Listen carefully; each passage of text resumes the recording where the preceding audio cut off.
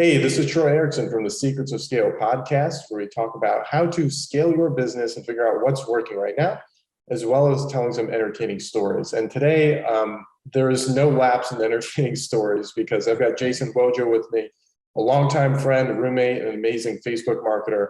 He's going to be sharing a little bit of how we met each other and like our crazy stories together and what's working on Facebook right now. So Jason, how's it going?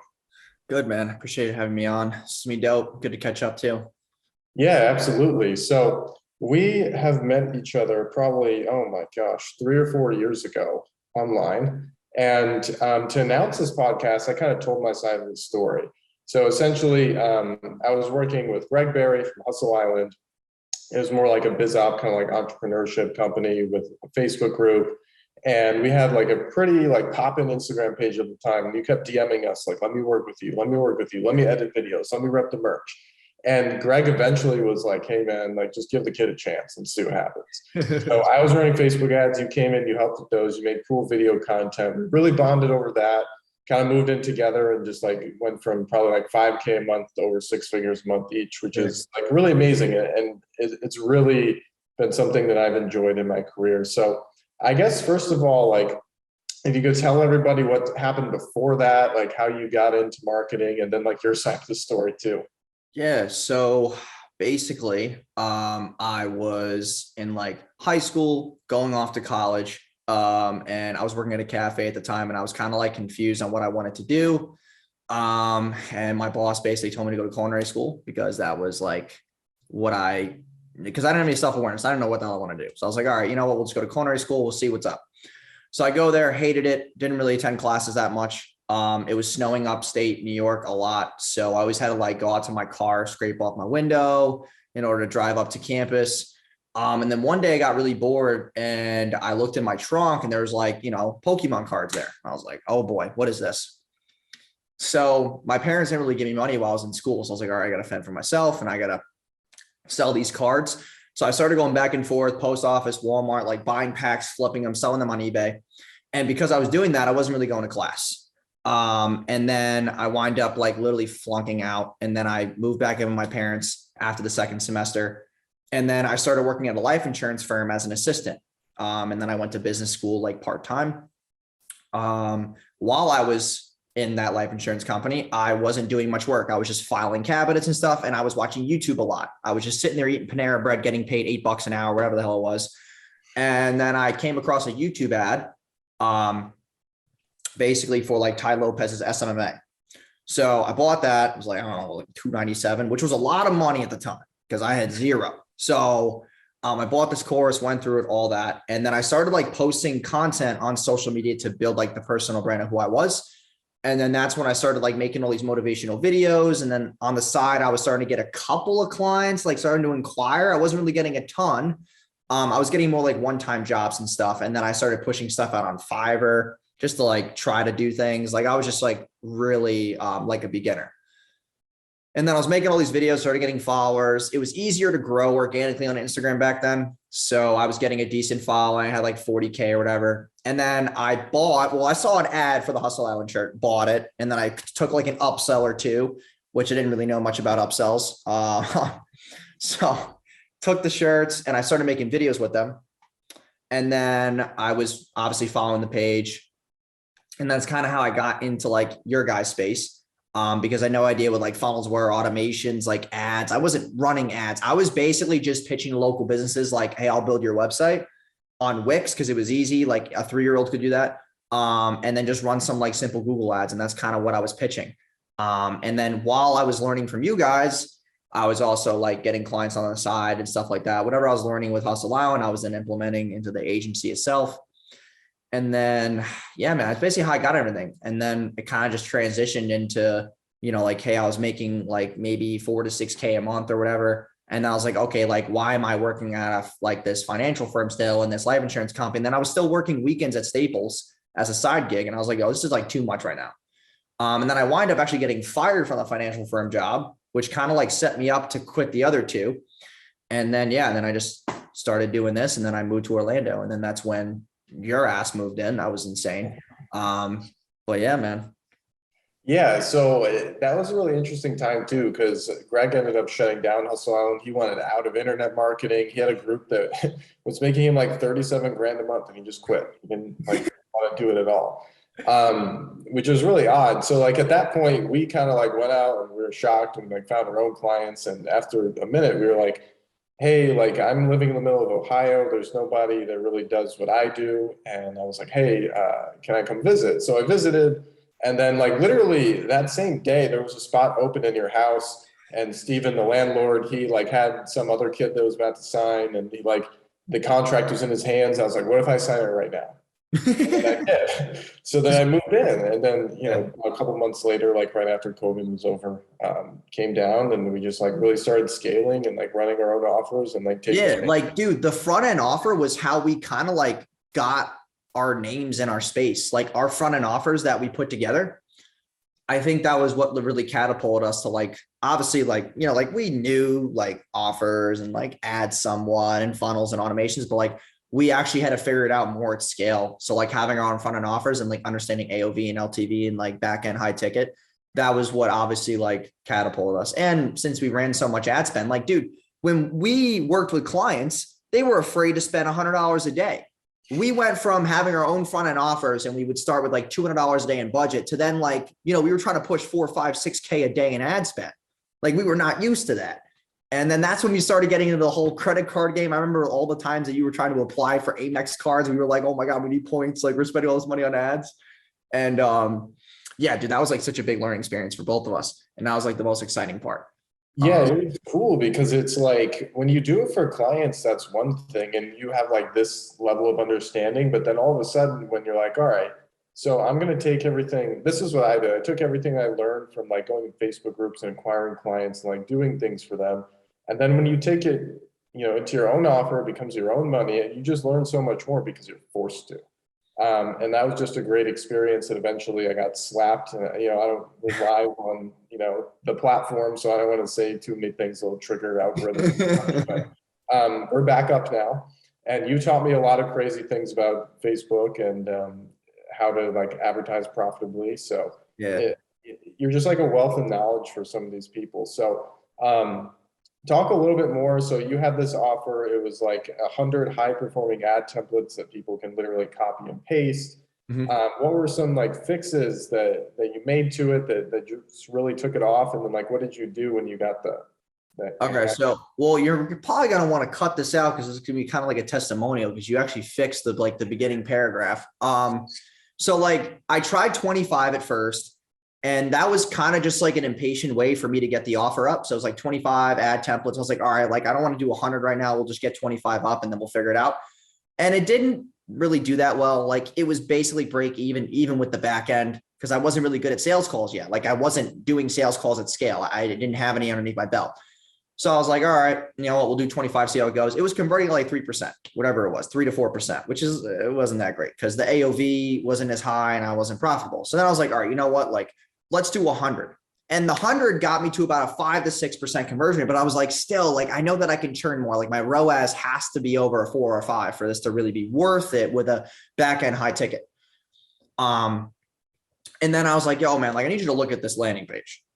And like, you like changed, I don't remember what it was, but it was it was basically the lead in on how, instead of me just pitching the biggest FAQ questions about ads, we changed the whole angle to like, hey, like, that one entrepreneur who's like crushing it online or that one brand that you're watching and you're wondering what they're doing.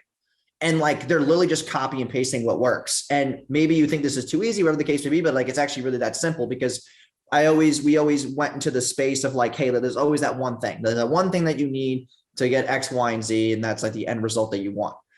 And that angle worked way better because then it went to like 9.1 to like 10% conversion rate, which was dope because then the AOV was also a lot higher because I got more people obviously converting in the front end. And then the order bump improved because I was getting a better quality buyer of people who are like reaching for this thing that they wanted. And then I was selling like the mentorships in the back end. Dude, that was the most bottleneck thing though, because I would be on Zoom calls all day, like 9 to 10 hours a day, to the point where like Troy would come in my room and be like, yo, man, you want to eat? And I'm like, bro, I got another Zoom. And he's like, dude, it's 7:15. I'm like, dude, I got Zooms until like 8. Like, I don't know what to do. but it was such a high converting thing that I ran it because, dude, we weren't like compared to the money we make now, we weren't making that much before the front end offers. So for us to finally taste that money was like, dude, it was addicting. It was like, I got to chase this thing and I need to keep going and going and going. I don't care how many hours I work. Like I need to get to this mark that I want to hit. So that's why I was willing to suck it up for a couple months. And then I got shut down and then I had to figure out how to get back up. Now, probably can't talk about that on the live because this is on Facebook. So we're definitely not going to talk about how I bypass that. I'll just tease it. But yeah, we just have like a back end way of like using multi-login to get past like firewalls and stuff like that. It's a complicated process, but yeah. And then, geez, man. The other thing too is that like even when you have that front end that was working, I still had to fix the back end. And that's like, you know, like when we get to the point where we're talking about like what's currently working, honestly, dude, like Facebook ads, they're doing really well, but it's not the ads anymore. That's the issue. It's like what actually happens once the person enters your ecosystem. And that's like all I've been focused on.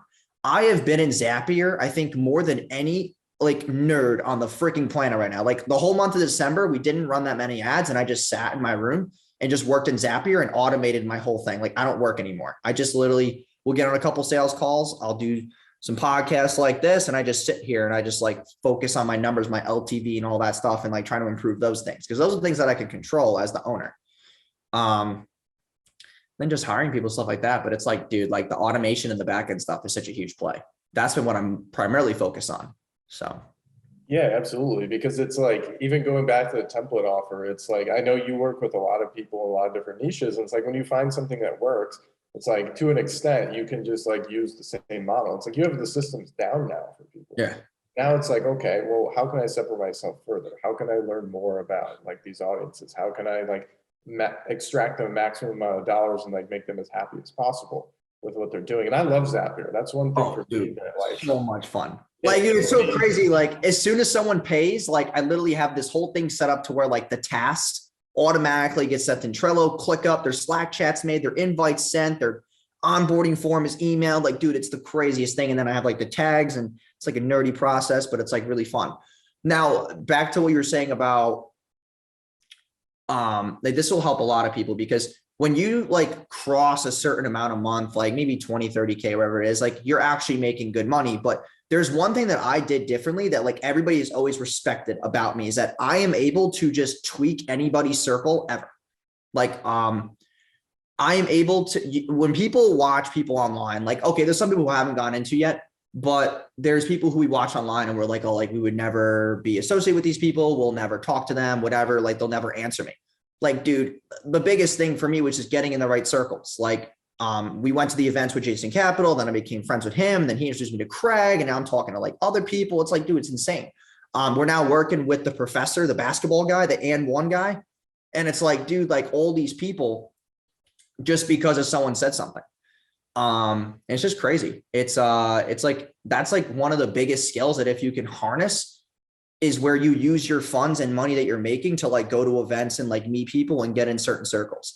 I know sometimes masterminds are expensive, whatever, but I did it without joining any masterminds. I did it just by like being like sheer just me and just like getting in as many people's faces as possible. Without trying to get any like selfish intent. It was just like, hey, like I like what you do and I'm not going to fanboy you, but I'm going to give you the respect you deserve. And there's like a couple tweaks that I do, like mental things, but well, you know, it's just a little trick.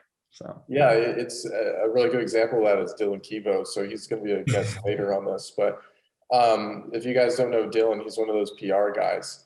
If you ever are on Instagram, it's like, hey, swipe up, you can get in the news, and essentially they can place you in different articles around the internet. They're not like any major like CNN or whatever, but it's a really good like starter package, and you know it's worked for me. So Jason actually just reached out to this guy because he had a lot of followers. Somehow got in his circle. All of a sudden, he calls me up one day. He's like, hey man, I need you to write a sales letter for this guy. I'm like, hold up. So I was like, all right, fine, because I was like somewhat new at that point. And on the second version of it, it crushed. And you start running ads and like this offer is hitting 200K a month to like 5X the business. And he's having like all these like fulfillment issues and we're trying to like solve them and like go through all this crazy process. And we ended up running a VSL. We fly out to this guy's place in Portland. And he lets us like drive his Mercedes like while he's recording because he like didn't want other people watching him recording. And it was crazy. And it was like so much fun. And you're right, like with Jason Capital and Craig Ballantyne, it's like I've done it a little bit differently, like on Facebook and like branding, but you're just really good at like approaching people and making them like you. Yeah, like dude, it was so crazy. Like I haven't met Craig before. And as soon as he like stepped in JC's house, he's like, "Oh, you're Wojo." I'm like, "What the hell?" Dude, it's like so crazy. Just like plant seeds. And what's the thing? And then dude, read like Dylan, we did such a good job for him. And it was worth like what? We were getting 4K each a month. So we were getting paid 48 grand a year each from this deal. He winds up stopping. He had some money blocks. And then dude, last month, he just signed back on with us again because he has like FOMO, fear of missing out, because he sees like what I was doing with the ads and how I'm like fixing a lot of people's back end stuff. And then he decided to sign on again. He doesn't want to do the emails because he has a weird mental block about emails, but oh God. But yeah, but like now we're running his ads again. So we'll see how this goes. It's going well so far. We know how Dylan is, but I don't know. So it's all good. Yeah, so to kind of elaborate on some things within the ad platform, what are some things that are like really unique that you're doing right now inside of Facebook ads? The biggest thing right now is fixing all the tracking issues because iOS 14 killed a lot. And I like push it past because like, it's just tracking. Like if your offer is good enough, like you'll still be good. Well, I was kind of wrong because I realized that I was paying like 20 to 30% more for a customer than I should have been because there were certain ad sets that Facebook was reporting and saying like, oh, you're paying, 180 bucks a lead. Meanwhile, I look now and they're 70 bucks. And the one that was actually lower reported in Facebook is actually spending more money. Now that might be cool, but at the same time though, now I'm looking at, okay, this ad, like this exact creative on this like placement actually closed X buyers. So now it's tracking the person from ad click to booked call to if they close or not. And then also I'm tracking now, what are my show rates on this ad versus this ad versus this ad and this ad and this ad. And it's getting a little complex. I'm not going to lie. Like it's really overwhelming. It's like, I'm like a little confused still. I'm still learning everything. It's only been in it for about 3 weeks now and it's still a little new. But the whole like, dude, you can cut 30% of your ad spend right now because you're just able to find out what's working the best. And like, even an ad, like right now, there's an ad that I'm running where I'm paying $190 for a booked call, which is a lot to some people, but that ad is getting me the highest ROAS on that $190. Even though I'm spending $190 on a booked call, I'm getting a 7-8x return on that. But the one that I'm getting 60 buck leads on is not really doing that much. It's actually getting me like little to like 2 to 3 buyers a week, which is not enough. It's not profitable. So I had to turn that one off, but I was satisfied with having a lower lead cost. And then, yeah, man, just like looking at the back end too of like the sales conversion rates and like, should we do 30-minute calls versus 45? Should we do Zooms at this time of day versus phone calls at this time of day? Like, dude, we're getting to the numbers with a point where I know that the people who are my sales reps on Pacific time, when they're doing Zooms from 4 p.m. to 8, they're closing more deals because people aren't answering Zooms during the daytime. It's like so weird. And like, it sucks that they have to do it manually because you can't just like have that as an automation where it's like, oh, swap their Calendly setting from phone call to Zoom. No, they have to do it manually. So once 5 p.m. hits, they just swap it and then the links automatically will get sent out to the new bookings. Also, what I've been noticing is that when they do book, you want to have the timer like to where they can book. So say if it's 1:20 p.m. right now, I actually want somebody to book for 1:30 right now. Even though it's only 10 minutes from now, they're so freaking warm that I'd rather not put a 4-hour delay on them to the point where their next call will be 5. They're excited right now. And that's what's happening a lot too, is people are booking like 10 minutes from the next time frame and they're hopping on the call right away and the closing rates are higher on those. Yeah, that's pretty crazy to think about all those little differences. It's like, once you kind of like figure out the bigger picture and then you can really start getting nitty gritty. So what are some of the tools that you're using to fix the tracking issues and like do all these like tiny changes that make a big difference? One is Wicked Reports. And then the second one is Zapier, because I'm using the Zaps from Wicked and then I'm using that with Active Campaign. Because technically, once the lead becomes a booked call, it then gets stored into a list in Active Campaign. And that's how I then track the conversion value of them. because they become a buyer, then they get thrown in their own list because there's like, you got booked call, buyers, follow up, all that stuff. And then I'm using close.com for the CRM. I don't know. Did you start using Close? I have started, and Okay. the sales team swears by it. I think it's cool, but I just kind of let them stay in their lane. That's one thing I've learned. It's like if I do my job and just like think of offers, like do crazy, like fun and creative things with email, and then just like stay on my path, and I let the sales team do their thing. I let fulfillment do their thing. Like that's when everything works the smoothest. Yeah. Because when you embark new systems that are like massively confusing, like that's the like kind of the one thing, but it's working right now, but it's also making people a little confused on the team because I'm trying to get them to like understand it too. Because at the end of the day, like, yeah, they work for me, but at some point, man, they're going to leave and they want to do something on their own. So like they want to learn these things before they go out on their own. And it's like, okay, like, you got to do this and this and this with me now. And like, do they like it? Some of them don't, but like it's necessary because I want to keep the numbers. Because the whole premise of it is like, hey, like if we can make more money, then I can pay you more. Like, and it's not a dangling fish thing. It's just like, yeah, like if you guys want to scale more with me, like just do these simple things that I'm asking of you and it can help. I haven't been able to automate everything with some of these systems because like, for example, if there's a no-show, I can't automate that person not being tagged. Like the sales rep has to click the bar and drop it. It's not like if they close without a sale getting pushed, there's no automation that will say this call became a win because that email matches Stripe. And that's one thing I'm trying to figure out. Like I'm trying to get so micro right now. It's like insane. But that is not possible right now. So I'm trying to figure out other things, but yeah. Yeah, I enjoy that too, man. Just like trying to set up systems. Like if nobody booked me for a day and I can just sit in front of Zapier, I'd be very happy, which is like strange, but it's true. Now, what are some of like the biggest wins that you've had either for yourself or for clients using all these like really advanced strategies? And you're going a lot of steps further than Yeah. advertisers do. So like we have a client right now. I can't say a name because of NDA reasons, but he is the main supplier for baseball gloves in the MLB. So all the players who have the batting gloves, most of them are made by him. It's a huge ass brand, huge. And basically, I mean, we took him, he was doing, now most of his deals are not in Shopify. He makes way more money than what we make him in Shopify because he does wholesale deals. He works with Dick's Sporting Goods. He works with Modell's, all these, it's huge. So his Shopify online sales alone, his first month was like 300K.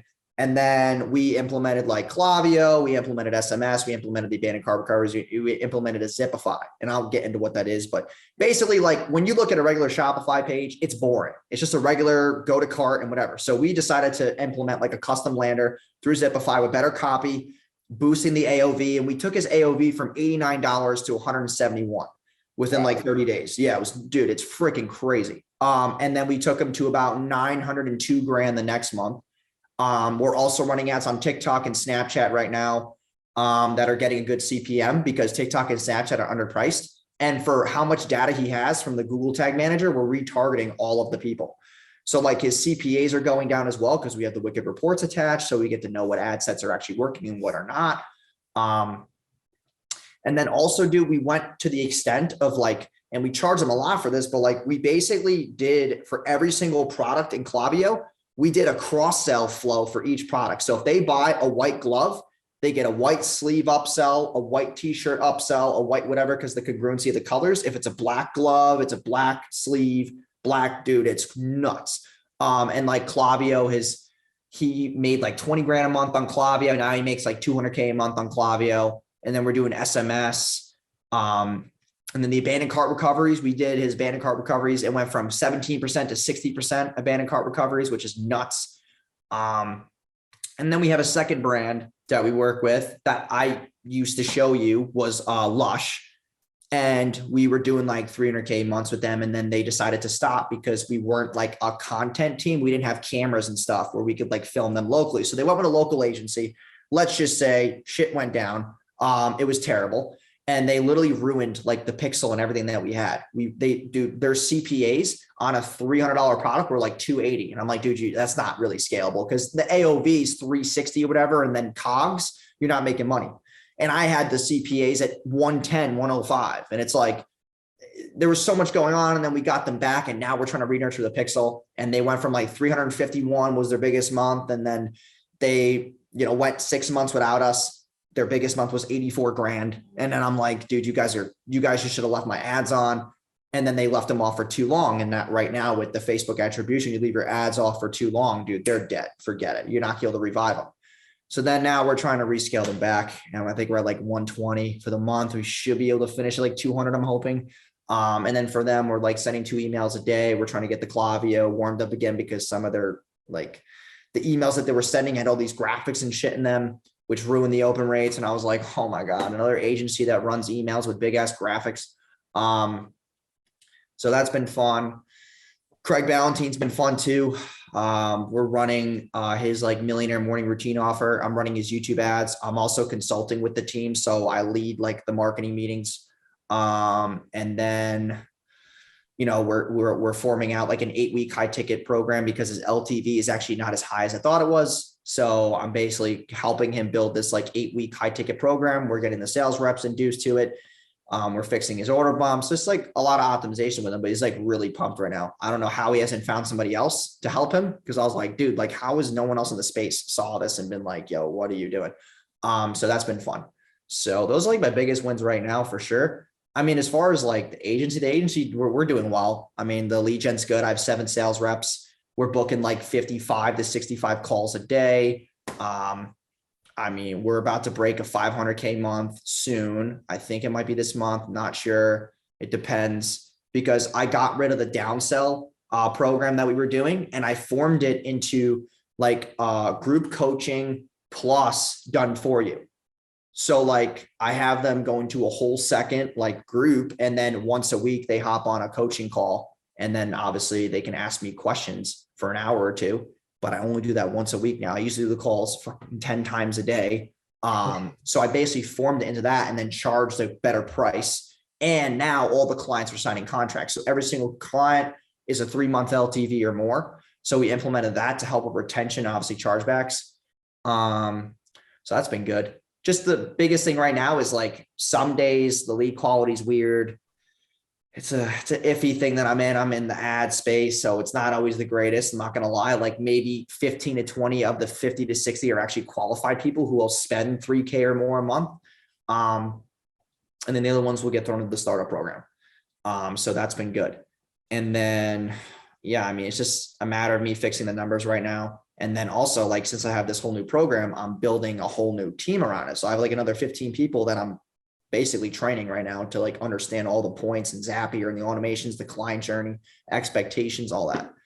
So that's, yeah, I think it's really amazing just to hear like from where we started and you're just like working with individual clients, all of a sudden scaling offers, you have an agency, and then all of a sudden people come along with like very legitimate businesses that are like in retail stores and you work with them. But at the same time, it's like you start with Facebook ads and then you kind of like go into email.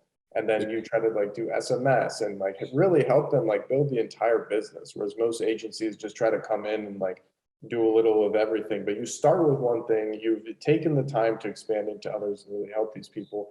At the same time, I'm excited to hear about kind of like the coaching program too, because I always thought that was one thing that you're really good at, that you could really support people who maybe aren't ready to pay that heavy retainer. yeah. So tell me a little bit more about that too, because I know you were doing like a downsell program with like a sister agency. Are you still doing that? Or Yeah. So we stopped that because the fulfillment was like a complete shit show. We got screwed like a ton. And like one of the partners was basically going behind my back and selling the leads to another company. Dude, it was like a whole good thing. Like for anybody out there who runs an agency, like I really implore you to not get partners when you start. I know some people who will get a partner, they want to split profits. They want to like just do the thing on your own, prove the concept on your own. And if you're going to make a second agency, make it a completely different LLC so that your original one is not getting hit.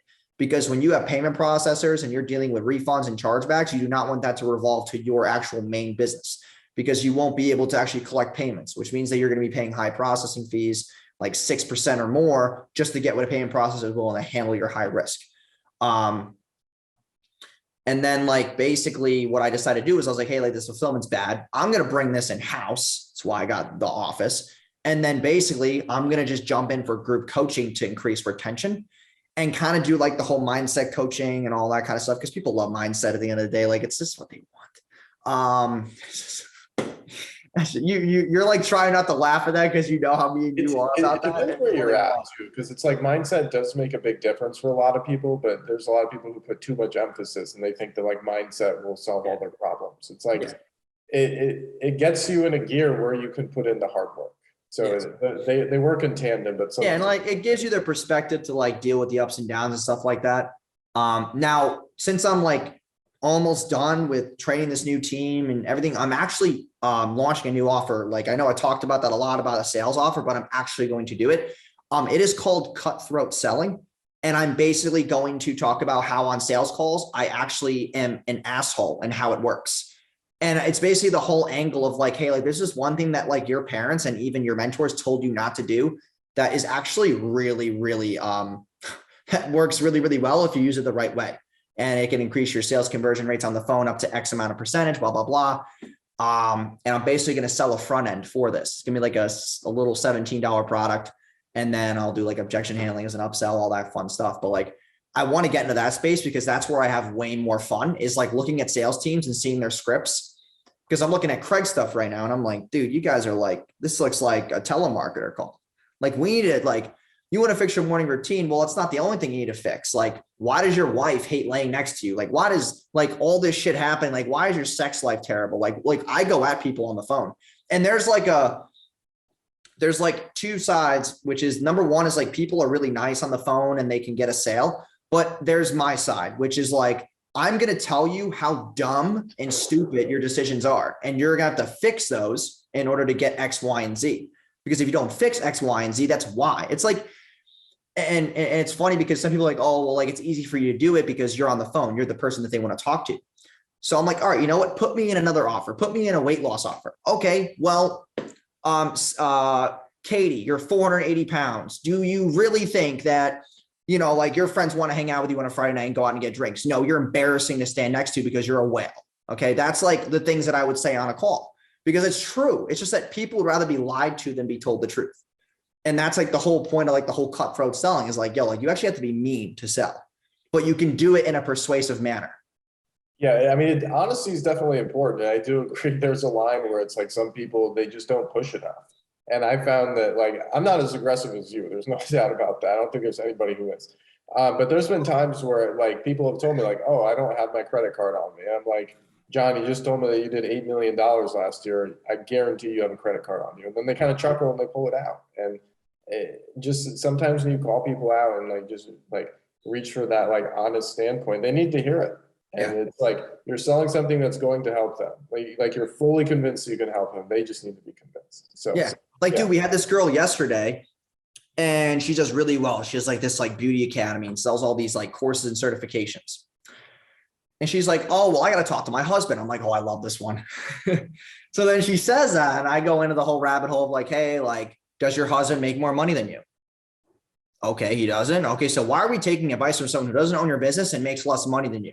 That's like me going to basketball advice to my neighbor instead of Kobe Bryant. Why the hell am I going to my neighbor instead of Kobe Bryant? That makes no sense. And you give them an analogy that makes sense. And then also you go to the rabbit hole of like, I do the whole engagement thing. Like, hey, like when your husband proposed to you, did he have to ask you permission first? And then she's like, oh, dude, she was hooked. She got hooked to the point where like literally she called her husband on the call and got the card number and like had him on speaker. I was like, dude, I got this girl to like completely just like, dude, it was nuts. It's just funny because you call them out on their shit. And that's the point about being truthful. Because if you tell them a lie, like, oh, it's okay, I'll follow up with you at 3:00. They're not answering the phone at 3:00. They're out. They're like, oh, thank God I missed it. You're not gonna get a sale. Yeah, I really push the limits because I want people to be pre-framed that come into my ecosystem. Like, yo, like you can't bother me past 5. I'm going to be mean to you. And if you want to be soft and be nurtured like a baby, there's a daycare in your local area you can go to. And that's the kind of way that I am because dude, like people are so soft, even if they're 30 years old, right? They have 2 kids on the phone with you talking about how they run this big business. Like you're still a boy. You're not a man. You can't even make decisions. Like Yeah, there's a lot of aspects that it's like people are really good in one thing, but when it comes to making like a very like important decision, some people just can't make it. And there was a lot of truth. Like I like the example that you gave with that girl. It's like that is a really good, solid example. of like a reason why she was like, oh, let me talk to him. And you helped her realize like she doesn't really need to because it's her business and her decision. And like he trusts her. So therefore, like, why does she have to go back? But Yeah. anyway, thank you for sharing that. That's definitely something that I think a lot of people need to be more aggressive with. But that's a really good lesson. But I also want to ask, like, over, like, let's say over the last like 4 years, what are the biggest lessons you've learned? And then like, what are some of the biggest lessons you've learned more recently as you've got in office and you scaled the team? Biggest lessons in the beginning. Probably, honestly, dude, like the biggest lesson that I've learned from the very beginning was having a really good offer, like harnessing in on something that has very little friction, that's appealing to a massive amount of people, that solves a massive problem. And most people just run ads and they have the worst offer ever, and that's why it doesn't convert. So that's the first thing. Second thing is the personal brand. That's been huge for me. Like, even if you're not on Instagram, you do stuff on Facebook, maybe you're on YouTube, like that's a huge asset. That makes more money sometimes than paid, because people are attracted to that organic personality and the transparency of who you are. Number three would be like low ticket was fun, but high ticket straight away is always the better answer. Because even though like it's cool to see all the Stripe things coming through and it's sexy, it also does cause a lot of fulfillment headaches, honestly, like with customer service and stuff. So I'd rather just deal with one client that's high ticket and deal with them instead of selling 100 front end products a day and having like 4 emails about why they can't get access and the login's not working. I'd rather not do that because it just makes me have to build out a whole new branch of people who sit there and answer support emails all day. And then things I've learned recently is like knowing my numbers a lot more. Like I'm going down to the consumer behavior part of like, when do people buy the most? Like, are they men or male? Are they male or female? Excuse me. What age group are they? Like literally down to the nitty and gritty. Like, do they like phone call versus Zoom? What time of the day do they like phone call versus Zoom? Like I'm trying to get to the money amount. And then obviously LTV and like, fixing my tracking, going to different traffic sources. We're about to push out YouTube ads soon. Because I really need to get on that because it's a blue ocean, I think. And I think I need to exploit it because there's not a lot of people who are like trying to push ads on YouTube ads. So I think that there's a big blue ocean for me for that. And then, what else? I think the ability to have a better streamlined sales process is a lot more efficient too. Like the automations and Zapier. Like if you own any business right now and you don't use Zapier, you're leaving tons of money on the table. Like you have no idea. You're wasting so much little time every day doing little shit. Like, yeah, you close a client for 7K, let's say, but you're on the phone with them for 45 minutes and then you're spending 20 minutes doing onboarding. You could just send them an email and automate it and get off the phone and hop on another sales call and save 20 minutes. It's like you're doing so many little things that you don't think are taking up a lot of your time, but are actually destroying your time. You're working 7 hours instead of 4. Like, it's crazy. Because now cuts, as they say. Yeah. And then the other thing is that like, I know a lot of people don't want to do the office thing, but dude, it's actually been huge because I don't associate work with home. When I leave here, my laptop stays here. When I go back, I'm hanging out with Haley, I'm chilling, I'm watching House, I'm drinking fucking Stellas, and I'm watching Netflix. I'm not doing work. I'm not hopping on Slack. I'm not checking emails. And that boundary that I set was like really important. Have I lost money because of that? No, because I'm framing the clients that, dude, you can't message us in Slack after 7. Like, go eat dinner, go hug your wife, like get the fuck out of Slack, man. Like, what are you doing? And like, that's the whole framing of the onboarding. Like when they pay now, they get sent automatically to a video. And the video is me talking for 13 minutes that basically is talking about how you're not going to bother me. You're not going to text me. You're not going to call me. You're not going to do this. I leave at 5. It's not a 9 to 5 mindset. It's just so like, dude, like we as entrepreneurs, we get so addicted to the craft that we get lost in all the time that we're wasting on things that really don't need to be done. Do you really need to answer that Slack message at 7 p.m.? No, you don't really need to. Because when we get mad about a product or we email a company, that customer support doesn't answer until the next day or sometimes even 2 days out. You message Facebook, you don't get a reply for 3 days, maybe 4, but we still pay them billions of dollars a day to run ads. It's the same exact concept. The right clients are going to understand that. And that's the boundary that I had to start setting. And that was one of the most important things that I've done over the past, like, oh, it's been insane.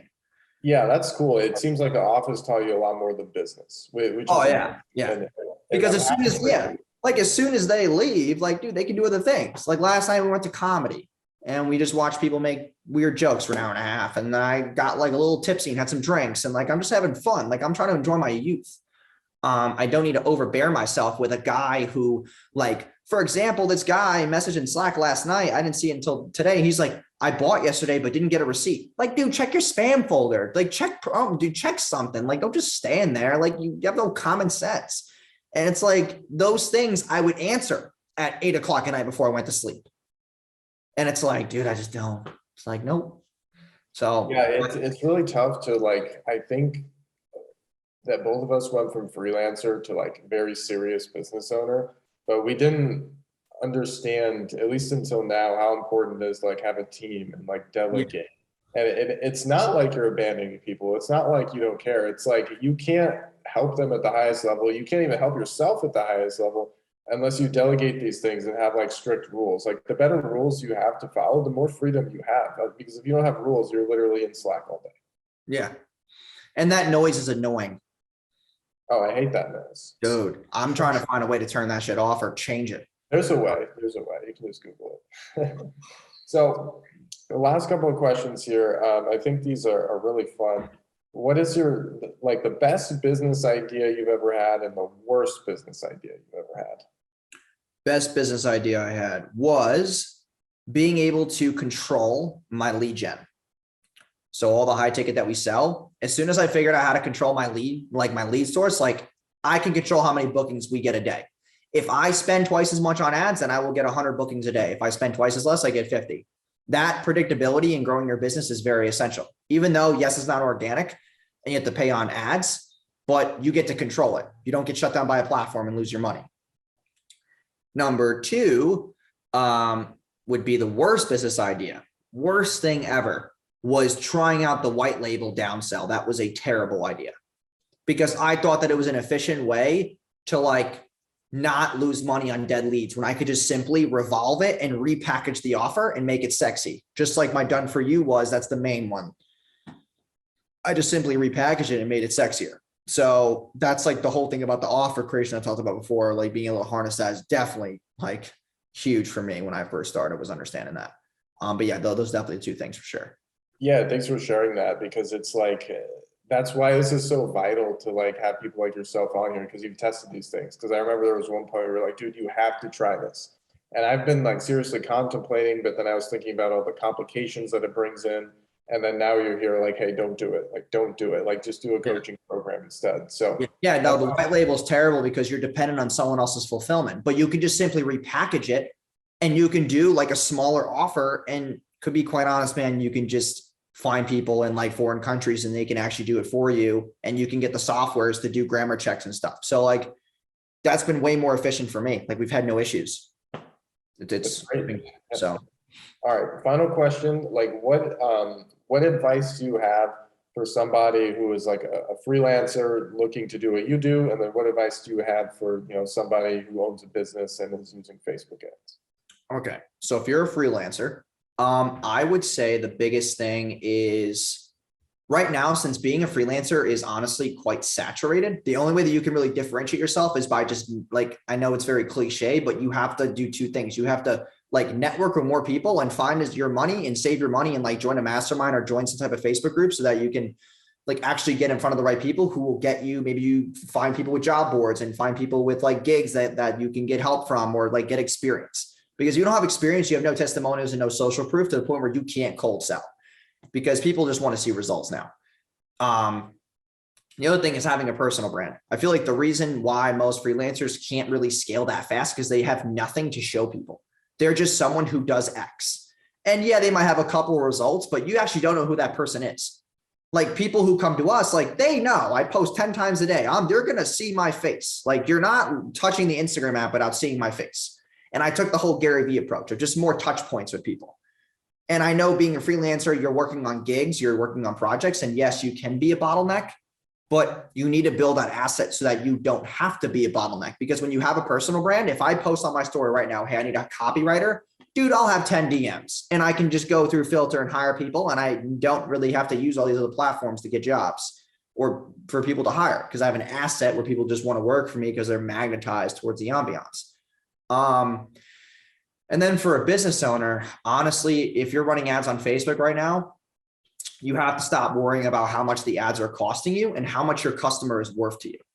Because we could sit here all day and talk about, oh, we could lower your CPAs and your cost per click should be this and your ad should be that. It's like, dude, like that stuff makes minimal difference. You need to have a good offer. You need to know how to sell people on the back end. If you can't sell, then the whole thing is just going to go to shambles. Like there's a lot of business owners who succeed with us and a lot who fail. Like I'm not sitting here telling everybody that my success rate's X. Like we have people who fail, but most of the reasons why is because they don't know how to nurture a lead. They don't know sales. We get them leads. They can't sell. They're not allowed. They're not able to follow up. They're too lazy. They just want everything handed to them. It's like, dude, running a business, you have to prove the concept first. And when you're running ads, you can't just look at, oh, I spent $50 today and made 30. No. Is that $30 person able to be sold to again in 2 days? Like find them and fucking call them. Like they could be $100 customer, but you're too lazy because you want ads to be a click and publish kind of thing and make money. You want it to be a cash printer. The cash printer is the back end and knowing the numbers. And like, yeah, like lead gen, the biggest thing if you are running ads is like, you need to have more touch points with the leads. You have to get into the automation space of like more text messages, more emails, hammering more social proof, being more human, and obviously like having a good offer. And that's obviously things that we talked about before, but yeah, those have been the biggest for sure. Perfect. Yeah, that's good. And I actually thought of one more. So obviously, like as you built a personal brand and like coming from somebody who didn't like really have a ton as a kid, lived in maybe like 1,000-foot square house. A lot of people probably know this, but you went out and got a Maserati and upgraded to McLaren and just like really, I think you were burnt out at one point. You went out and you just like lived it up, and now you're trying to go back to like minimalist. Like, what has been the biggest change for you, and like that you've had that have just helped you really mature and grow? It's honestly because I got in a relationship. I realized that for a lot of people out there who want to live like a crazy big lifestyle, like women who actually care about that are actually the worst women that you could be around, because they are like toxic and they only want one thing from you, which is what you have. When you actually find somebody who like actually enjoys being around you and is excited to see you and is like willing to do whatever they want with you, it doesn't matter what it is or where you are, they're more so willing to look at you for who you are instead of like, yeah, you got a car, you got this.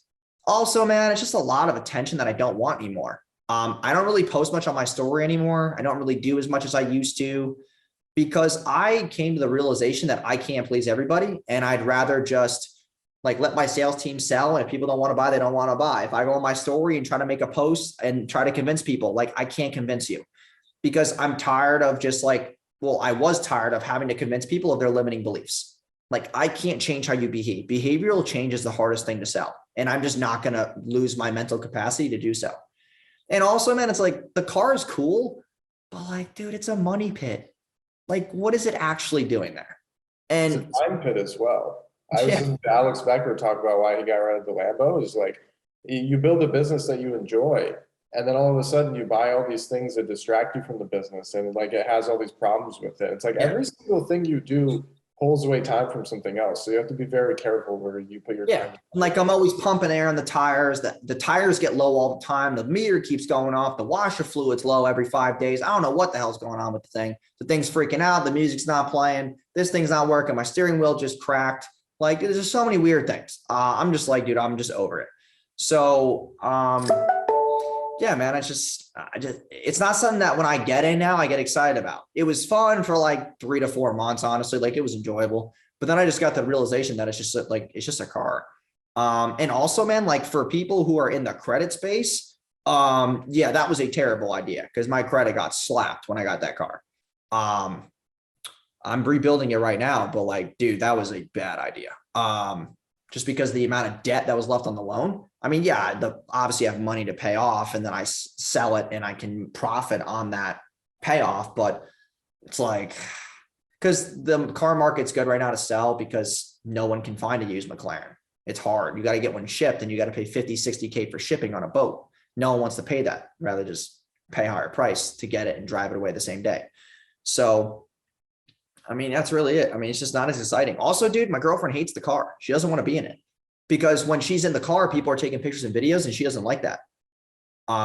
Like when we're driving, we stop at a red light, like she just covers her head. And I was like, I just can't do this because as soon as we stop at that red light, dude, like people are opening their window, trying to get me to open my window. And then they have their phone out, they're taking videos, my license plate's on it. It's just like, it's really just like a shit show.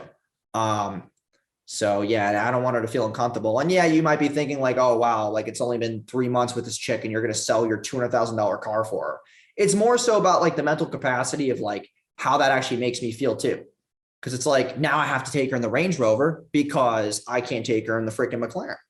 So it's like, yeah, it's making me realize like that I just have something good in my life right now. I don't want to screw it up.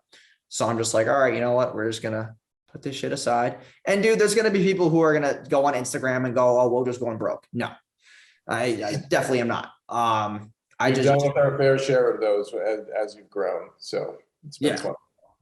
So it's just like, I don't know. It's just interesting, man. It's just not the way I thought it was going to be. It's just, I don't know. But it helped for marketing. Don't get it twisted. Like I put it in the ads and it made me more money. Okay. I made money on the car ad wise. My ads with the McLaren converted better than any other ad. That's fine. But I'm willing to spend, 30 extra cents a click to have my mental sanity. I think I'll be okay. So that's really it. Yeah, there comes a point where, and it sounds really weird to say, but money is just like a paper thing. When you get a business that's like going and going and going, and you've built a skill as well, even if you're just a freelancer, like it comes back to you. Time does not, sanity does not sometimes. And like there's these things that are so much more valuable. You're like, all right, if I cost myself a few bucks here, it's just paper. Like I'm gonna be okay because the way that I've built an asset for myself. So thank you for sharing all that stuff. So obviously we covered some really tactical like Facebook stuff that's working right now. And it's like really, really awesome. Because like most people don't go that deep. You go really deep. And that's one thing I've always liked about you. So, and then on the other side of things, it was like very, I don't know what the word is, but like the qualitative side and just like some mental changes that you've made and like how you've matured. So thank you for sharing all that. There's a lot of people saying thank you on both Facebook and in the Zoom chat. So if you guys want to like be part of these in the future, the sospodcast.com is how you watch these in the future. If you're interested in what I do, you can go to faqemail.com, get on my list. Jason, how can people contact you? You can go to my Instagram at the Jason Wojo. And then if you want to book a call, you just hit the link in the bio. You can read our nice landing page with all my social proof and stuff, and you can qualify to book a call. Yeah, there's it. All right, one audience question that came in, I didn't want to leave Caleb hanging. He just said, any tips for selling ebooks with Facebook ads? So ebooks are like a front end. You're going to lose money on the front end, but you got to have a solid back end in order to make that profitable. The ebook has to be a good, like your high ticket is better and faster results of the ebook. Don't make it incongruent on the back end. So if your ebook's like 27 bucks, 37 bucks, you're not going to make money with that Facebook ads. You're going to make money once they buy and maybe take an upsell or two and then book a call. So I would have that whole system built out first before you sell any ebooks for sure. Good stuff. Yeah, it's just kind of like reverse engineering. Like nobody wants to sell ebooks. You always want to sell something higher ticket. And then the ebook is just derived from what the higher ticket thing is. And the ebook's just qualifying them because they're a buyer. They're going to spend money. They're going to put their card in. If it was a free opt-in, I don't want freebie seekers. Those people are cheap shit. So I don't want them. So. All right, there you have it. This is definitely the most entertaining interview so far in the Secrets of Scale podcast. So Jason, thank you. And thank you to everybody for attending, and we'll see you next week.